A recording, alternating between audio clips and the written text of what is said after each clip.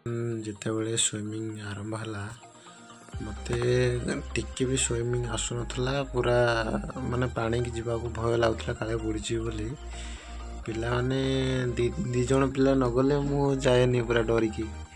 ପିଲାମାନେ ମୋ ଆଗେ ଆଗେ ପଳାଉଛନ୍ତି, ମୁଁ ପୁରା ପଛରେ ଯାଉଛି। ମୁଁ ଆସ୍ତେ ଆସ୍ତେ ପୁରା ଯାଏ, ପୁରା ହାଲିଆ ହେଇଯାଏ ଅଳ୍ପ ସମୟ ପହଁରିକି।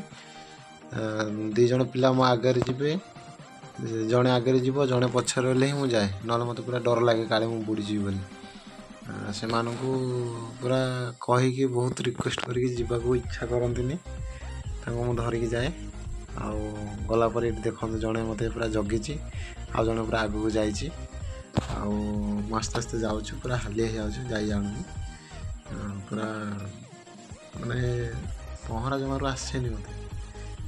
ଆଉ ଦେଖନ୍ତୁ ମୁଁ କେମିତି ଯାଉଛି, ମାନେ ଦେଖିଲେ ହସ ଲାଗୁଛି। ମୁଁ କେଉଁ ଲେବୁଲ୍ରେ ଥିଲି, ପହଁରା ବି ଆସୁନଥିଲା। କିଭଳିଆ ପ୍ରାକ୍ଟିସ୍ କଲି, ବହୁତ ପ୍ରାକ୍ଟିସ୍ କରିଛି ପହଁରା। ପୁରା ମାନେ ସକାଳେ ସନ୍ଧ୍ୟାରେ 2 ଓଳି ପୁରା ପହଁରା ପ୍ରାକ୍ଟିସ୍ କରେ ମୁଁ।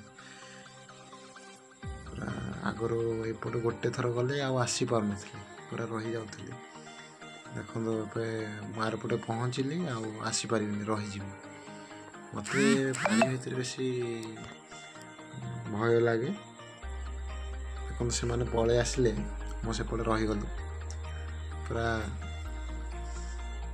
ଡରିକି ଆସିଲେ କାଳେ ବୁଡ଼ିଯିବି, ଆଉ ପୁରା ହାଲିଆ ହେଇଯାଇଥିଲି, ସେପଟେ ରହିଗଲି। ତାପରେ ଏମାନେ ମୋତେ ଆଣିବାକୁ ଗଲେ ଯେ ମୁଁ ସେପଟେ ଆସିବି, ନହେଲେ ମୁଁ ଆସିପାରିବିନି। ସେଇଟା ନେକ୍ସଟ ଭିଡ଼ିଓରେ ଅଛି, ଦେଖି।